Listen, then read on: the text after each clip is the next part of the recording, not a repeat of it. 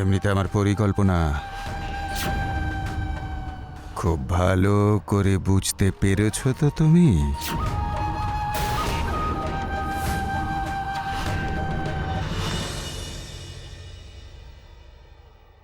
নন্দ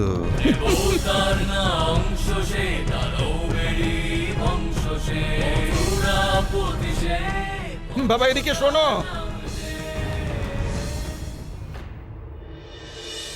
দেখো, তোমার ভালো লোক মনে হচ্ছে। দেখো, ওখানে ওই বৃক্ষের নিচে একটি বালক অচৈতন্য হয়ে পড়ে আছে। যেহেতু আমি বৃদ্ধ, তাই সাহায্য করতে পারছি না। যদি তুমি ওকে একটু সাহায্য করো তাহলে খুব ভালো হয় বাবা।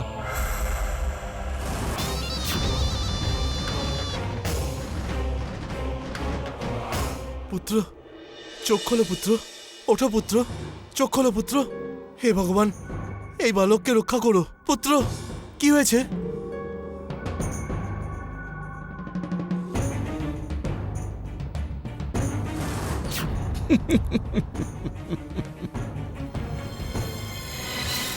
সাম, দান, দণ্ড, ভেদ, কুচক্র, ষড়যন্ত্র।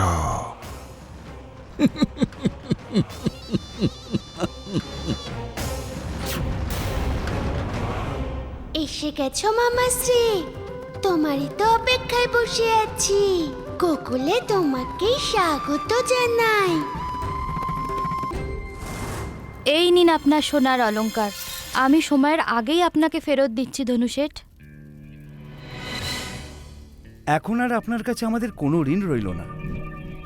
আরে না না না না না, এই কাকন আর দুল এগুলো তোমাদেরই। এগুলো আমি তোমাদেরকে বিক্রি করে দিয়েছি। আর এর বদলে আপনারা আমাকে একটা কথা দিয়েছেন যে আপনারা আপনাদের গৃহ গাভী আমাকে দিয়ে দেবেন। আমার কাছে একটা কাগজ আছে যার উপরে আপনারা সকলে আঙ্গুলের ছাপ দিয়েছেন। না না, এরকম কোনো বোঝাপড়া তো ছিল না। আমি আপনার কাছে হাত জোড় করছি, আমাদের সাথে এরকম করবেন না। আমার মা এমনিতেই আমার কর্মের ফল ভোগ করছে।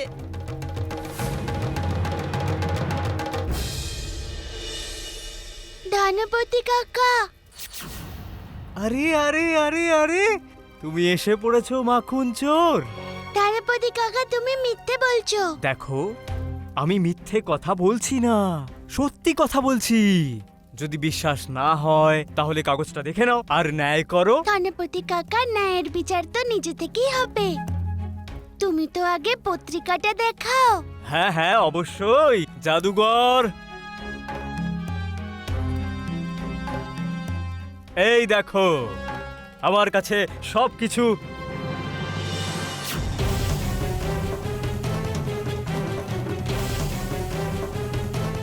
আরে, এটা কি করে হতে পারে জাদুঘর? এটাতে তো তুমি কিছু লিখেছিলে, মানে আমি কিছু লিখেছিলাম।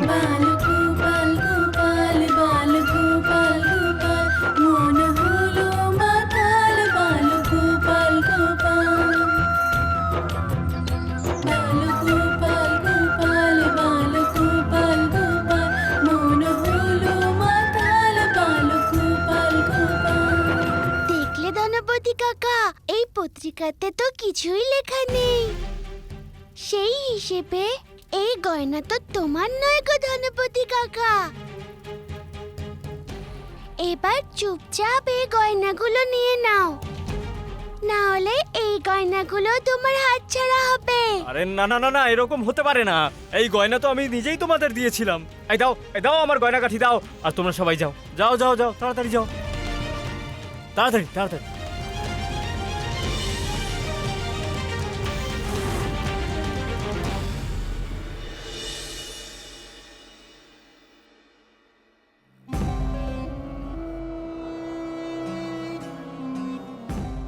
কানু, কোথায় ছিলি তুই?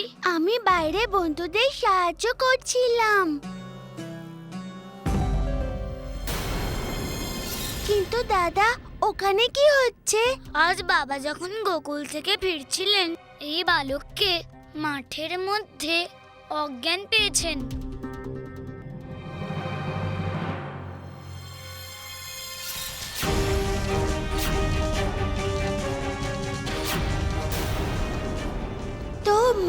মহাবিনাশক বকাসুর বালকের রূপ ধরে গোকুলে এসেছে। তোমার বাড়িতে তো আমি প্রবেশ করেই ফেলেছি কৃষ্ণ। এবার দেখতে থাকো কিভাবে আমি তোমার বিরুদ্ধে গোকুলের মানুষকে খেপিয়ে তুলি। ঠিক আছে বকাসুর, এসেই যখন পড়েছ তখন তোমাকে স্বাগত জানাবার ব্যবস্থা আমি অবশ্যই করব।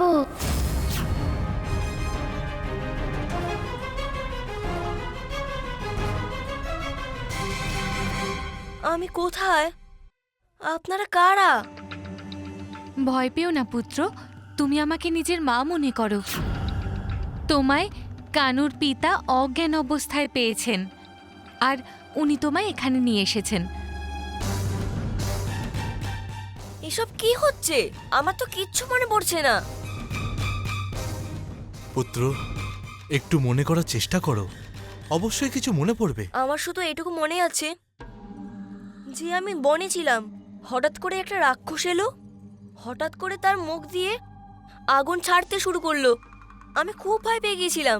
আর তারপর আমার আর কিচ্ছু মনে নেই যে আমি কে, আমার নাম কি, আর আমার পরিবার কারা। তুমি চিন্তা করো না বন্ধু, যতক্ষণ না তোমার সবকিছু মনে পড়ে যে তুমি কে, ততক্ষণ এখানেই থেকো। আর তোমার নাম হবে বকু। তুই এর নাম বকু কেন রেখেছিস? কারণ ওই বকাসুর এর উপরে কোনো জাদু করেছে। খুবই দুষ্টু দানব, তাই তো এই দুর্বল বালকের উপর অত্যাচার করে। শুনেছি কারো সামনে এসে ওর লড়াই করার সাহসটুকু নেই। খুবই ভীতু ও। তুমি ওর সম্পর্কে কি করে জানলে? শুনেছি কোথাও, কিন্তু এখন তো প্রমাণ পেয়ে গেলাম। যা আমি শুনেছিলাম সেটা সত্যি। যদিও সাহসী হতো তাহলে তোমার মতো দুর্বল বালকের উপর অত্যাচার করতো না। ওই দুষ্টু বকাসুরের জন্য তোমার কিচ্ছু মনে নেই, সেই জন্য তোমার নাম এখন থেকে বকু।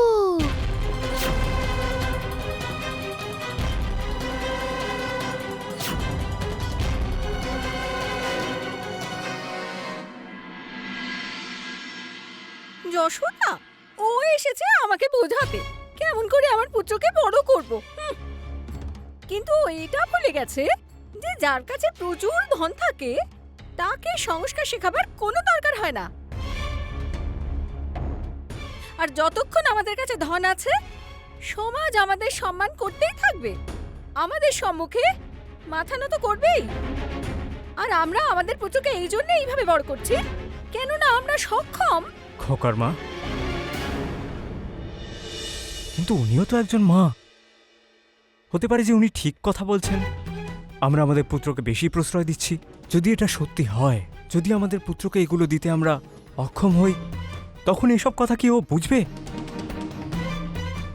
মনে হচ্ছে মায়ের কথার কিছু কিছু প্রভাব পড়ছে। আমার তো পূর্ণ বিশ্বাস আছে, ভগবান না করুন যদি আমরা কোনোদিন পুত্রের ইচ্ছা পূর্ণ করতে সক্ষম নাও থাকি, তাও ও আমাদের সম্মান করবে। খুবই সরল কাকি। সরাইও এই কথাটা কখনো বুঝবে না, কিন্তু এই কথাটা সরাইওকে বোঝানোর আগে সরাইওর বাবা মাকে এই কথাটা বোঝাতে হবে দাদা। এর মধ্যে তুই কেন ঢুকছিস রে কানু? কারণ গোকুলবাসীদের মতোই কাকা কাকি আর সরাইও তো আমাদের নিজেদের, আর আপনজনদের সঠিক পথ দেখানো কৃষ্ণের কর্তব্য দাদা। সঠিক পথ দেখানোর নিশ্চয়ই কোনো পরিকল্পনা করেছিস তুই। মা মা মা, আমি নদীতে সবার সাথে স্নান করতে চাই না। তুমি শুধু আমার জন্য একটা পুকুর বানিয়ে দাও না, যাতে আমি সবাইকে উপহাস করতে পারি। আর হ্যাঁ, 15টা স্বর্ণ মুদ্রাও চাই। আরে কানু, ওর কত চাহিদা রে। সরায়ু আর কাকা কাকিকে আয়না দেখানোর সময় এসে গেছে দাদা। তোর মস্তিষ্কে কি চলছে রে কানু? এবার বলে দে। এবার সরায়ু যাই চাইবে সেটা কখনোই কাকা কাকি পূরণ করবে না।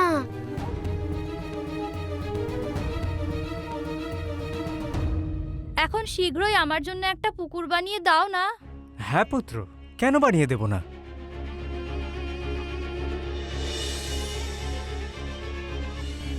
আজ তোমার স্নান করার জন্য পুকুর চাই, কাল শিক্ষার জন্য সমস্ত গুরুকুল।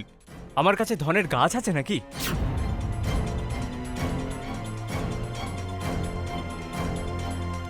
এ আমি কি বলছি?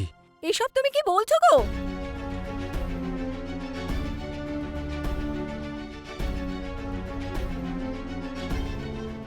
তোমার তো প্রথমে কান মোলা উচিত ছিল, তারপর না বলা উচিত ছিল।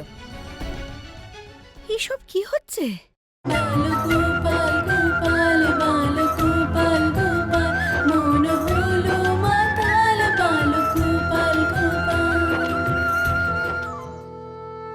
আমি বুঝতে পারছি তোমরা আমার সাথে উপহাস করছো। আমার খিদে পেয়েছে মা, শীঘ্রই আমার জন্য হালুয়া পুরি বানিয়ে দাও না। এক্ষুনি দিচ্ছি তোকে হালুয়া পুরি বানিয়ে। কে আমার দেবরাজ ইন্দ্র এলেন রে? গৃহে ভাত রান্না হয়েছে, চুপ করে খেয়ে নে সেটা, বুঝলি? কি? আমি হালুয়া চেয়েছি আর তুমি আমাকে ভাত দেবে? খাবো না আমি। শীঘ্রই আমার জন্য ভোজনের ব্যবস্থা করো, না হলে কিন্তু ঠিক হবে না। পুত্র, তুমি এটা কি বলছো? মায়ের সাথে কেউ এভাবে কথা বলে? তাহলে ঠিক আছে, আমি কারোর সাথে কথা বলবো না। আমাকে কিছু স্বর্ণ মুদ্রাই দিয়ে দাও, আমি বাইরেই কিছু খেয়ে নেব। কি হলো, দাও না। স্বর্ণমুদ্রা তো নেই, দণ্ড দিতে পারি। কি? আমাকে এত অপমান! লজ্জা হওয়া উচিত তোমাদের নিজের পুত্রের সাথে এমন ব্যবহার করার জন্য। এর থেকে আমার মাতা পিতা না থাকলেই ভালো। ওর এত বড় সাহস!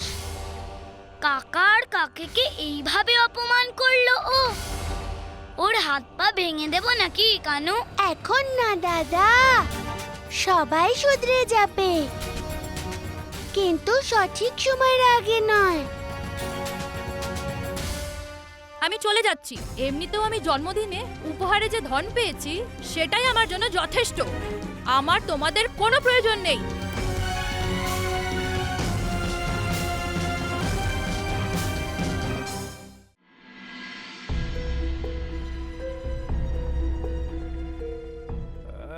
জাদুঘর, আমরা নন্দের গৃহের পিছনে কি করছি? আমি তো তোমাকে বলেছিলাম যে আমার ওই কৃষ্ণর ওপর প্রতিশোধ নিতে হবে। শান্ত হও ধনপতি, শান্ত হও। সেটা করতেই আমরা এখানে এসেছি।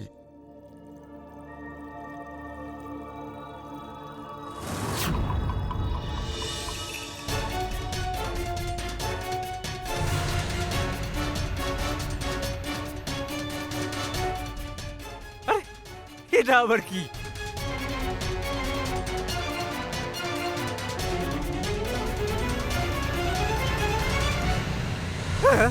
আরে রে রে রে, এটা কি করছো?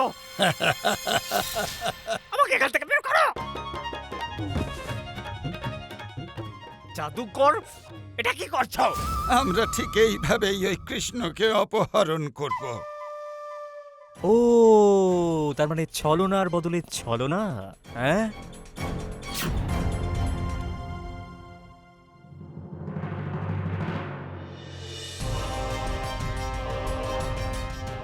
আমাকে এমন কোথাও লুকোতে হবে যেখানে আমাকে কেউ দেখতে পাবে না, আর রাত্রি হলেই যাতে আমি কৃষ্ণকে বধ করতে পারি।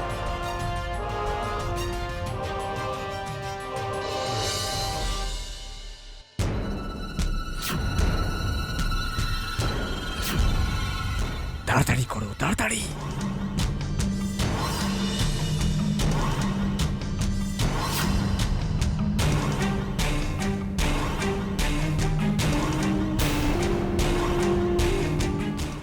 এবারে শেষ হলো এই কৃষ্ণের ছলনা। তুমি নিয়ে নিও এবার তোমার প্রতিশোধ।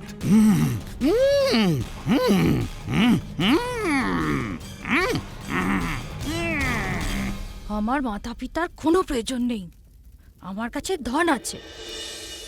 কাকা, আমায় শীঘ্রই হালুয়া পুরি দিন। এখন রন্ধন কাজ চলছে বাবা, তুমি একটু প্রতীক্ষা করো। না, আমার খিদে পেয়েছে, আমাকে এক্ষুনি ভোজন দিন। আমি আপনাকে দ্বিগুণ ধন দেব। বিষয়টা ধনের নয় পুত্র। তাহলে আবার কি? আপনি ভোজন বিক্রি করেন ধনের জন্যই না? আমি আপনাকে দ্বিগুণ ধন দেব, তাহলে আপনি অবশ্যই তাড়াতাড়ি করবেন। তুমি তো অত্যন্ত অভদ্র বালক। আমি আপনার থেকে ভদ্র অভদ্রর জ্ঞান নিতে আসিনি, ভোজন ক্রয় করতে এসেছি। দাদা, সরাইও এই কথাটা কখন বুঝবে যে অর্থের চেয়েও মূল্যবান হলো মানুষের সম্মান। এইভাবে কাউকে অপমান করে ও ঠিক করছে না। এবার দেখলে তো, ধনের কাছে সবাইকে নত হতে হয়।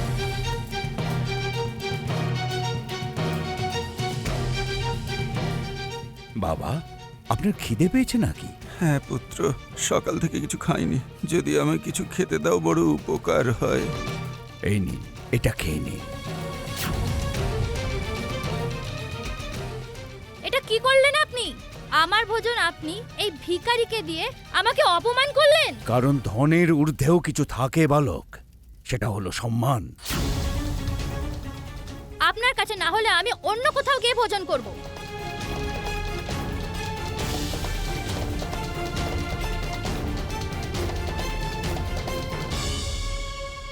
এই নাও ধন, আর আমার জন্য এই মুহূর্তে হালুয়া পুরির ব্যবস্থা করো। ধান কাকে দেখাচ্ছ?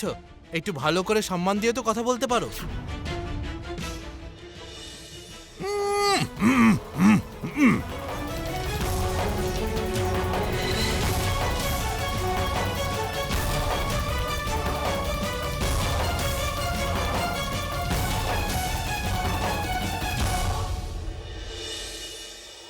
নাও চলো, এটাকে এবার এই পাহাড়ের নিচে ফেলে দিই, যাতে ওই মায়াবী বালক শেষ হয়ে যায়। দাঁড়াও জাদুঘর, দাঁড়াও। তার আগে এই বালকের ওপর আমাকে আমার অপমানের প্রতিশোধ তো নিতে দাও। এই বালক আমাকে অপমান করেছিল।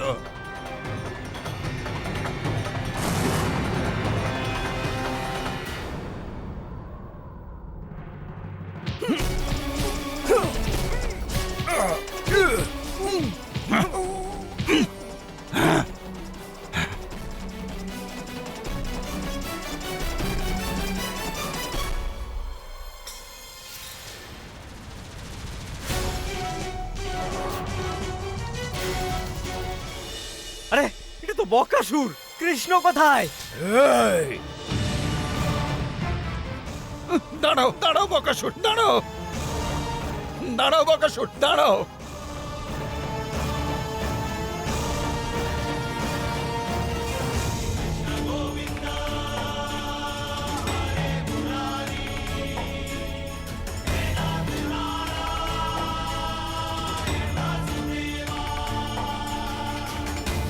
কৃষ্ণ, এত তাড়াহুড়ো কিসের বন্ধু?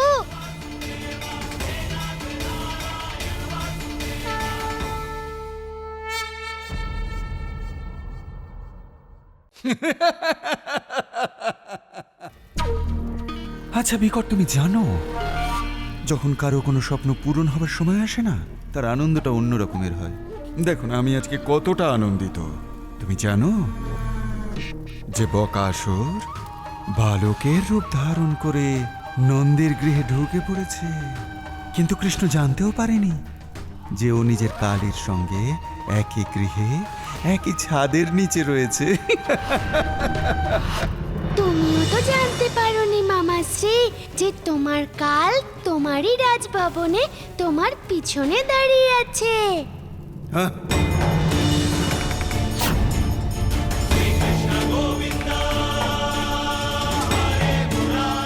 কৃষ্ণ, এ অসম্ভব। তুমি এখানে এলে কি করে? তোমার কাল তোমার পিছনে দাঁড়িয়ে আছে। না না না না না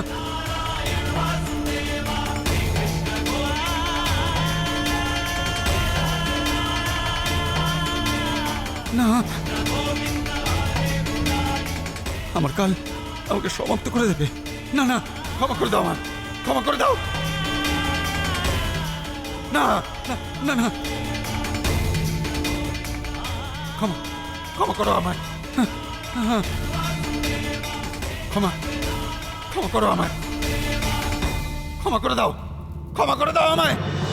কি হয়েছে মহারাজ? কৃষ্ণ কৃষ্ণ, এটা আপনার নিশ্চয়ই কোনো ভুল হচ্ছে মহারাজ। এখানে এখানে তো কেউ আসেনি মহারাজ।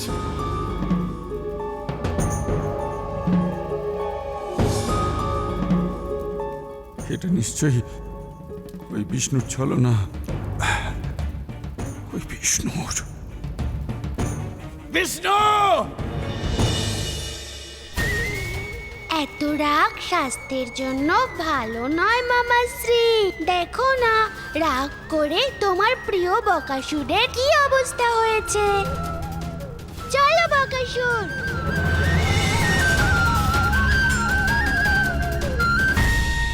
বুঝতে পারছি না যে আমাদের এত বড় ভুল হলো কি করে। কৃষ্ণর জায়গায় আমরা বকাসুরকে নিয়ে এলাম, আর কৃষ্ণ এখানে কোথা থেকে চলে এলো? যা হয়েছে ভালোই হয়েছে, বিপদ গেছে।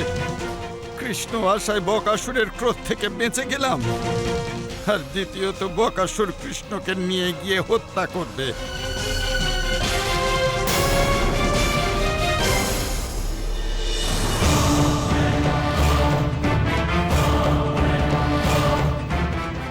এটা আমার পা নয়, তুই মৃত্যুর পা ধরেছিস কৃষ্ণ।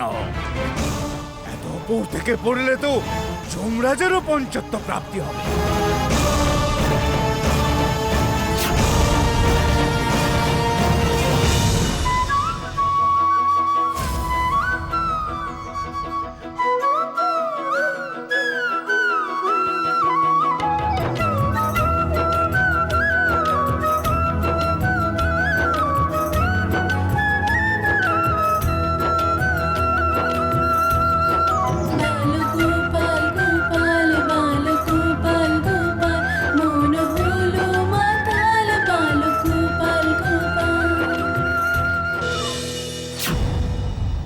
খুব মজা হলো বকাসুর। হাওয়ায় পাখির মতো উড়ে আমি খুশি হয়েছি। আমাকে তুই উপহাস করছিস বালক? ছাড়বো না আমি তোকে। ও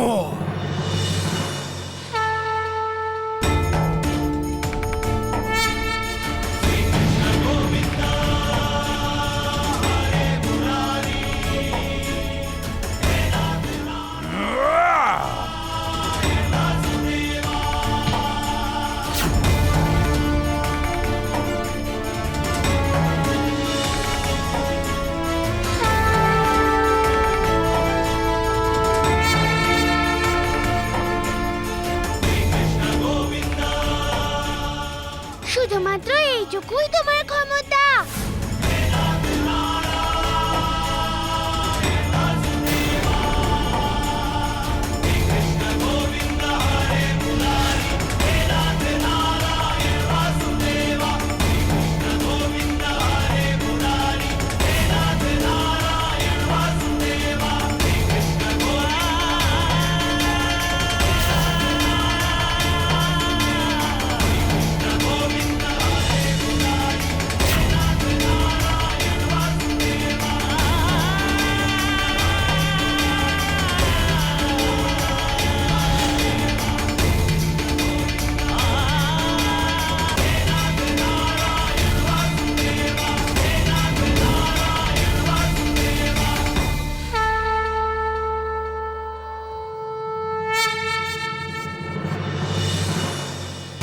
এখন তো আমি চলে যাচ্ছি কৃষ্ণ, কিন্তু আমি ফিরে আসব। তখন আমি তোর ওপর আক্রমণ করব, যখন তুই অসতর্ক থাকবি। এরকম কখনো হতে পারে যে কেউ লুকিয়ে লুকিয়ে আমার আমাকে আক্রমণ করতে পারে। সুযোগ তো আমি তোমায় দিচ্ছি বকাসুর, শুধরে যাবার, যাতে পরে বলতে না পারো যে কৃষ্ণ আমাকে সতর্ক করেনি।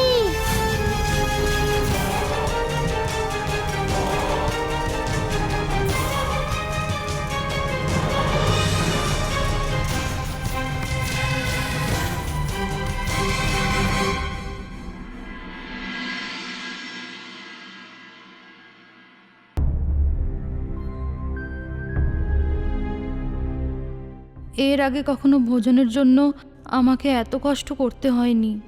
মনে হচ্ছে আজ আমার ভাগ্যেই ভোজন নেই। স্বর্ণমুদ্রা থাকা সত্ত্বেও আমাকে ক্ষুধার্ত থাকতে হচ্ছে।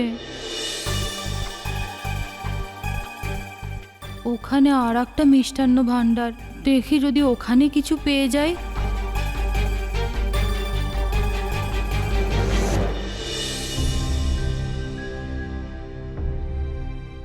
কাকু, আমার খুব খিদে পেয়েছে, হালুয়া পুরি থাকলে দিন না আমাকে। হ্যাঁ হ্যাঁ বাবা, তুমি বসো, আমি এক্ষুনি এনে দিচ্ছি।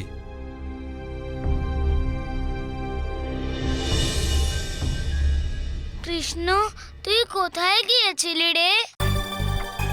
তুই নাই সরায়ুকে শিক্ষা দিবি বলেছিলি? হ্যাঁ দাদা, আমি শুধু সরায়ুকে শিক্ষা দেবার জন্যই বাইরে গেছিলাম।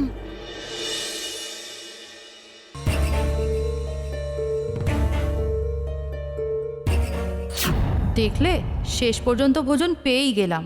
সবই ধনের মায়া, বুঝলি সরজু?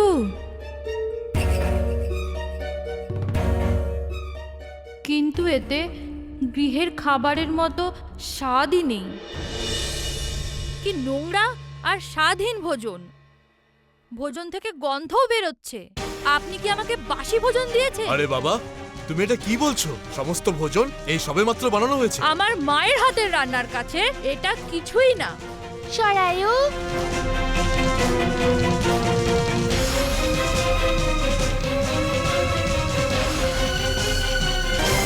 মায়ের হাতে রান্না করা খাবারের সাথে বাইরের খাবারের কোনো তুলনাই হয় না, কারণ মা তো খাবারের মধ্যে এমন কিছু মিশিয়ে দেয় যা সাধারণ খাবারকেও অমৃত করে তোলে। তাহলে ঠিক আছে, আমি সেই বস্তু ক্রয় করে আমার ভোজনে মিশিয়ে নেব। আমাকে একটু তার নাম তো বলো। সেই জিনিসটা হলো তোমার মায়ের ভালোবাসা, যার কারণে মায়ের হাতে রান্না করা খাবারে তুলনা বাইরের কোনো খাবারের সাথে করা যায় না। আর দুঃখের বিষয় হলো যে যে স্বর্ণ মুদ্রা দিয়ে তুমি ভালোবাসা কেনার চেষ্টা করছো তা কখনোই কিনতে পারবে না।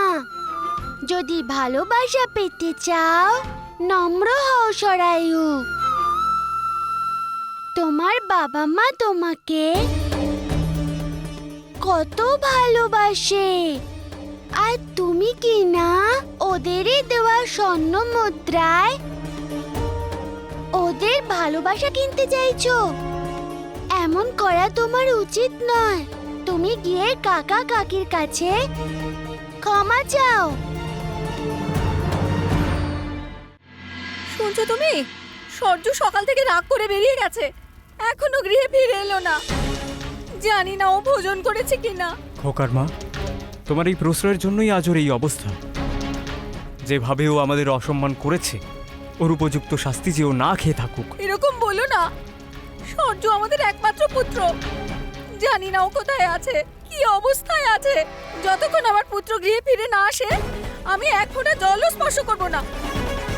আমার পুত্রের জন্য খুব চিন্তা হচ্ছে। তুমি তো এখানে খেয়ে নিলে, কিন্তু এখনো তোমার বাবা মা তোমার বাড়িতে না খেয়ে অপেক্ষা করছে সরায়ু। যাও, আর সময় নষ্ট করো না।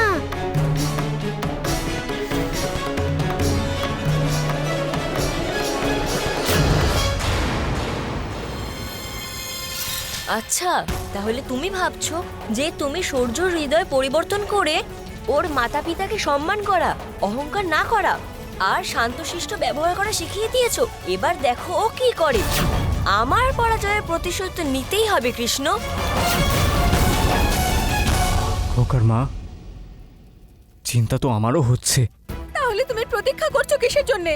গিয়ে আমার পুত্রকে খুঁজে আনো না।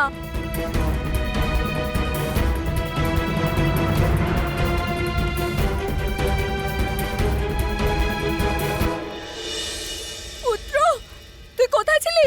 আমি আর তোর বাবা তোর জন্য কত চিন্তায় ছিলাম। মা, আমি তোমার সাথে দুর্ব্যবহার করে গৃহ ছেড়ে ক্ষুধার্ত বেরিয়ে তো গেলাম, কিন্তু এবার আমি আমার ভুল বুঝতে পেরেছি। মা, বাবা, আমায় ক্ষমা করে দাও। এটাই চাইছিলে তোমরা, যে তোমাদের কাছে এভাবেই ক্ষমা চাইবো? কিন্তু আমি এসব কিছুই করব না। আমি বাইরে ভালো ভোজন করে এসেছি, আমার নিজের কাজের জন্য কোনো দুঃখ নেই।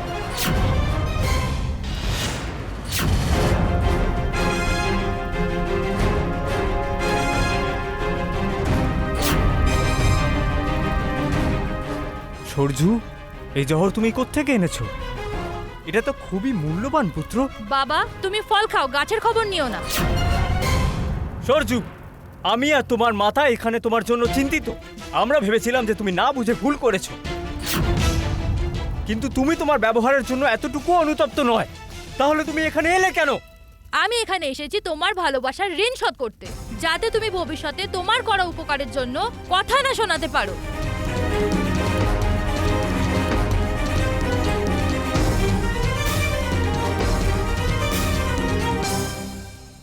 এই বহুমূল্য রত্ন আমি তোমাকে দিচ্ছি, কারণ তুমি আমাকে জন্ম দিয়েছো।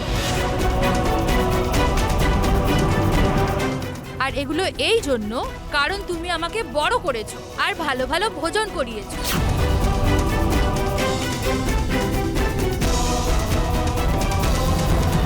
এই মূল্য তোমার ভালোবাসার জন্য। তুমি আমাকে আশ্রয় দিয়েছো আর আমাকে লালন পালন করেছো।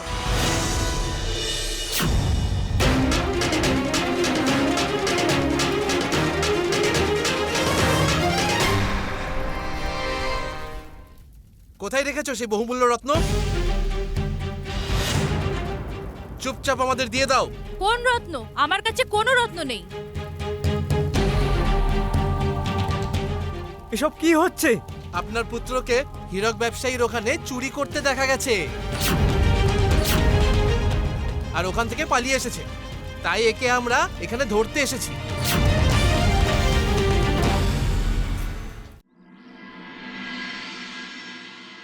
সরজু পুত্র, এই জহরতগুলো কি তুমি চুরি করেছো? না না নন্দরাজ, আমার পুত্র নির্দোষ, ও কিচ্ছু করেনি। যদি সরাইও চুরি করে না থাকে, তাহলে ওগুলো বাড়ি কেন নিয়ে এলো? ওকে চুরি করতে দেখা গেছে।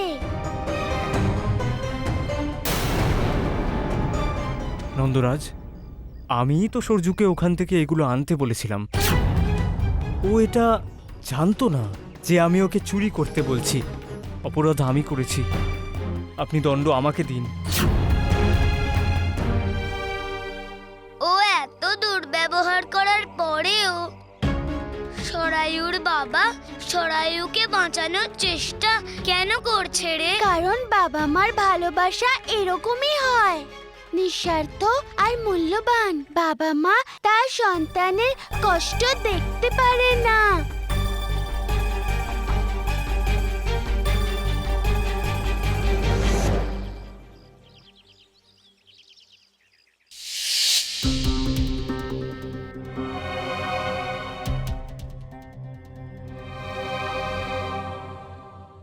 কি সূর্য, গৃহে ফিরে এলে? হ্যাঁ, কিন্তু তুমি কি করে জানলে? হ্যাঁ হ্যাঁ, আমি সব শুনেছি। ওই কৃষ্ণ তোমাকে বলছিল না যে গিয়ে তোমার মাতা পিতার কাছে ক্ষমা চেয়ে নাও? কিন্তু ভাই, আমি আমার অনুভব থেকে বলছি, যদি একবার তুমি তোমার মাতা পিতার কথা মেনে নাও আর ওনাদের সামনে নত হও, তাহলে সারা জীবন তোমাকে ওনাদের কাছে নত হয়ে থাকতে হবে। তাহলে ওনারা কখনোই তোমার জীবন তোমার মতো করে বাঁচতে দেবে না। হ্যাঁ বকু, আমি এই কথা ভেবেই গৃহ ছেড়েছিলাম, কিন্তু গৃহের বাইরে এসে বুঝতে পারলাম যে মাতা পিতাকে ছাড়া জীবন কত কঠিন। আমিও চাই না আমার মাতা পিতার সামনে নত হতে, কিন্তু আমার কাছে কোনো পথও তো নেই। একটা পথ আছে তোমার কাছে, যাতে তোমার মাতা পিতা তোমাকে অনেক সম্মান দিতে থাকবে। আর হয়তো তুমি এটা জানো না যে ধন দিয়ে তুমি বাকি অন্য কাজের মতোই এই কাজটাও সরলভাবে করতে পারবে। ধন দেখে তোমার মাতা পিতা খুব প্রসন্ন হবে মিত্র। কিন্তু এত ধন আমি আনবো কোথা থেকে বকু? আমার মাতা পিতার কাছে অনেক কিছু আছে, আমাকে ওদের প্রসন্ন করতে অনেক ধন চাই বকু। সেই চিন্তা করছো কেন? ওই দেখো, ওই গয়নার দোকানে রাখা ওই পুঁটলিটার দিকে দেখো।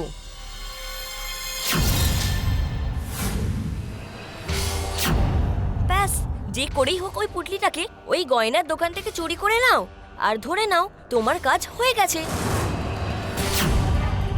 হ্যাঁ বকু, তুমি তো খুব ভালো বুদ্ধি দিয়েছো। আমার মা আর বাবা আমার সামনে নত হয়ে যাবে।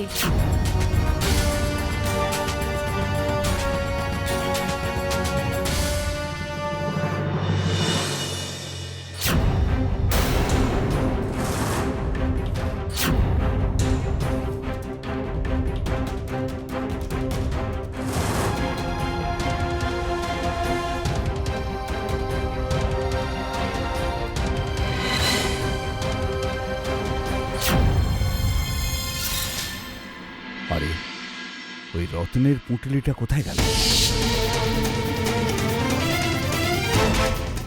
না না, আপনি ওর দণ্ড আমাকে দিন।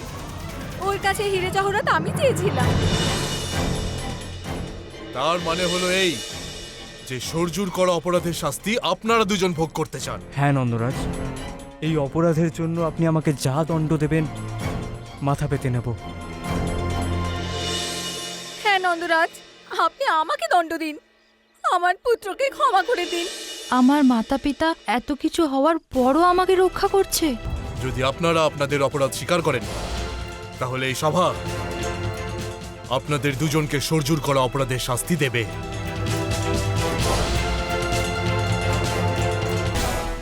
দাঁড়ান নন্দরাজ, এই দুজনের মধ্যে কেউ আমার অপরাধের জন্য শাস্তি পেতে পারে না, কারণ এরা দুজন আমাকে চুরি করার জন্য বলেনি। এরা আমাকে রক্ষা করার জন্য সভাতে অসত্য বলছে। আমি চুরি আমার স্বার্থের জন্য করেছি।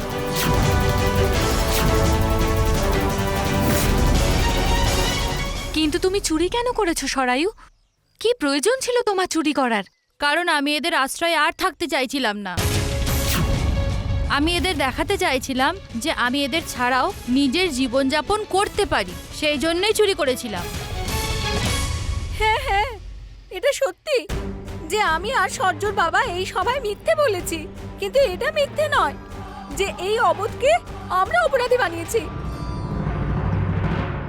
আমাদের সব থেকে বড় ভুল এই যে আমরা এর লালন পালন জীবনের মূল্য দিয়ে নয়, বরং ধন দিয়ে করেছি। যে কলসিতে আমাদের সংস্কারের জল ভরা উচিত ছিল, তাতে আমরা ধন ভরে দিয়েছি।